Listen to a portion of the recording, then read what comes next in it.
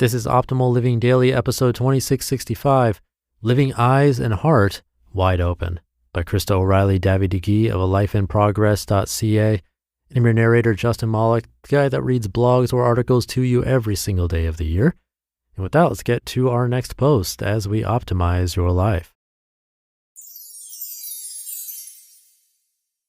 Living Eyes and Heart Wide Open, by Krista O'Reilly Davy-DeGee of alifeinprogress.ca. Just as my leg began to feel somewhat better after a year of difficulty, I awoke one morning with pain and swelling in my foot. I walked on it 2 weeks before seeing my doc and getting an x-ray. Then in a rush to get to physiotherapy, I backed up hard into my daughter's car. More appointments for chiro and acupuncture to treat the whiplash-induced headaches. Then I had the nerve to hurt my big toe. Amazing how one tiny body part can wake you up at night with its throbbing. But I am practicing walking eyes and heart wide open, and what I hear is that anytime I begin to feel rushed or reactive, I need instead to pause and slow. I also need to continually offer myself permission to take the time I need to heal, to rest. I'm taking over management of a rental property I've owned for years. We have a lawyer and the process is messy as we disentangle ourselves from a partnership gone wrong. And I find myself with another part-time job that pays nothing at the moment, and which I never wanted in the first place. But when I get quiet and listen in, I hear that I am being called yet one step further to freedom, out of fear and into resilience and faith, and an awareness that I have what it takes to do this job with skill and gratitude, that there is in fact a gift in this unwanted experience, and all will be well. There's a relationship in my life that continues to cause me pain. No one is at fault. It is simply a relationship in transition. My heartstrings are forever entangled with this individual. I cannot control the outcome, and this experience simmers and stirs up all those old, intense feelings of rejection and not good enough. After the tears, I spend some time just breathing and remembering that sometimes loving someone means releasing them to choose their path and keeping the porch light on, that someone else's decisions do not determine my worth. And as I linger, I hear, too, that I need to be very careful about the stories I tell myself, for they are often written with partial truths, one-sided, short-sighted, devoid of hope or grace. I practice living eyes and heart wide open. There's a project I'm working on, or rather was working on, for it has come to a standstill. I was contacted by a literary agent interested in representing me, and what seemed so cheery and bright a few months ago now feels almost laughable. I see all the reasons why I was crazy to believe in the possibility of doing this work that I love. Comparison creeps in and I feel dejected and small. Part of living eyes and heart wide open for me is noticing when I'm working from a place of curiosity and joy, or when I have fallen into performance, allowing my happiness to be determined by whether or not you like or approve of me. How easily I forget that all I need to do is offer my small gifts with open arms and open heart and let go of the need of a specific outcome. The details of my life are probably not all that different from yours. Ups and downs, injuries and moments of laughter and connection, meal times and making the most of challenging circumstances, real life. Where the real difference between us might lie is in whether or not you are living eyes and heart wide open. It isn't so much the circumstances as our willingness to listen and learn that determines our joy or peace in life.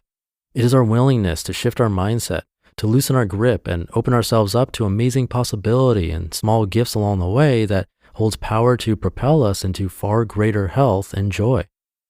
A shift in perspective changes everything. Every client or customer is an opportunity to learn, to pour out kindness, to peer into the soul of another human being. Every mistake is a lesson about what does and does not serve you well. Every meal is a chance to give thanks and savor and notice how your body responds to the foods you eat. Every friendship, even those that don't last, is a gift in season. Every risk taken is a decision to taste life and not allow fear to control your every move. Each new dawn is a gentle call to receive with gratitude, to breathe deeply, to pick up joy. Every loss ushers in a season of intense grief and remembering the importance of loving well in the moment. Every single hug, even those with sticky fingers, is a chance to pause and lean in and to quiet the frantic to-do list in your head. The physical pain is an opportunity to choose rest, to practice self-compassion, to finally grasp that joy and pain can coexist.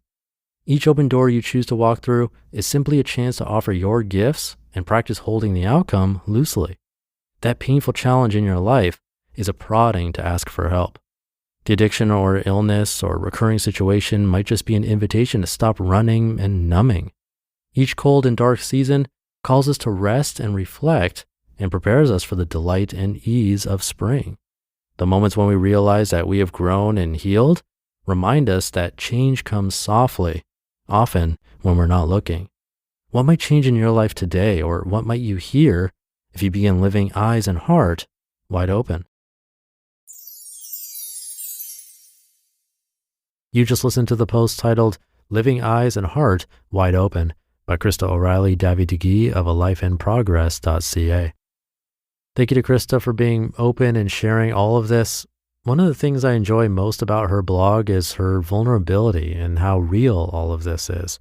She's gone through a lot, as you might recall if you're a longtime listener of this show, so always wishing her the best. One quote I especially liked from this one was, "Part of living eyes and heart wide open for me is noticing when I'm working from a place of curiosity and joy, or when I've fallen into performance, allowing my happiness to be determined by whether or not you like or approve of me. How easily I forget that all I need to do is offer my small gifts with open arms and open heart and let go of the need of a specific outcome." There's an aspect of awareness here that is catching when that place of curiosity has changed to performance. But there's also an aspect of mindfulness, focusing back on what's most important and letting go of specific yet random outcomes that don't really mean all that much. I think that likely applies to our own lives in different ways, so it's a nice reminder. After all, like she just said, a shift in perspective changes everything. So thanks again to Krista. Thank you for being here. Have a great rest of your day, but don't go anywhere because I have a bonus episode for you coming right up. So stay tuned for that, where your optimal life awaits.